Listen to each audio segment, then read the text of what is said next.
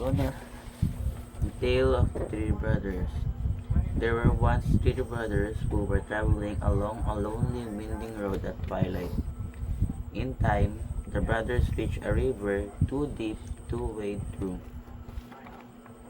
and too dangerous to swim across. However, these brothers were learned in the magical arts, and so they simply waved their hands and made a bridge appear across the treacherous water. They were halfway across it when they found their path blocked by a hooded figure, and it was Death. He was angry that he had been cheated out of three new victims, for travelers usually drowned in the river. But Death was cunning. He pretended to congratulate the three brothers upon their magic, and said that each had earned a prize for being clever enough to evade him.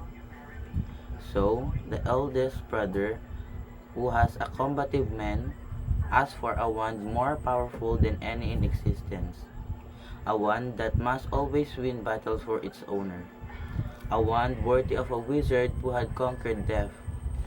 So, Death had crossed to an elder tree on the banks of the river, fashioned a wand from a branch that had hung there, and gave it to the oldest brother.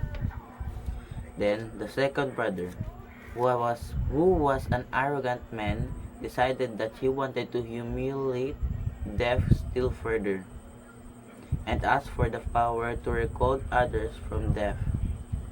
So, Death picked up a stone from the river bank and gave it to the second brother, and told him that the stone would have the power to bring back the dead. Finally, Death turned to the third brother, a humble man.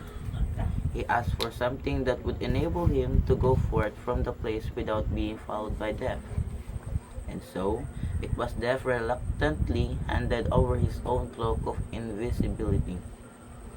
In due course, the brothers separated, each for his own destination.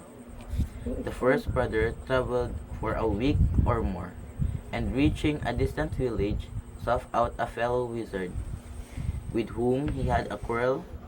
Naturally, with the elder wand at his hand as his weapon, he could not fail to win the duel that followed, leaving his enemy dead upon the floor. The oldest brother proceeded to an inn, where he boasted of the powerful wand which crept upon the oldest brother. Oh, wait. Switch. As he lay wine-sodden upon his bed. The thief took the wand and for good measure slit the oldest brother's throat, and so Death took the first brother for his own. Meanwhile, the second brother journeyed to his own home, where he lived alone. Here, he took out the stone which had the power to recall the dead, and turned it thrice in his hand. To his amazement and delight, the figure of the girl he had once hoped to marry, before her untimely death, appeared at once before him. Yet she was sad and cold, separated from his as fought by a veil. Though she had returned to the mortal world, she did not truly belong there, and suffered. Finally, the second brother, driven by a mad and hopeless longing, killed himself, so as to really join her. And so Death took the second brother for his own. But fought Death searched for the third brother for many years. Gulo naman. He was ever he was never able to find him.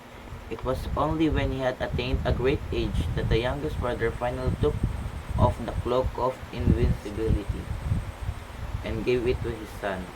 And then he greeted Death as an old friend, went with him gladly, and as equals they departed this life.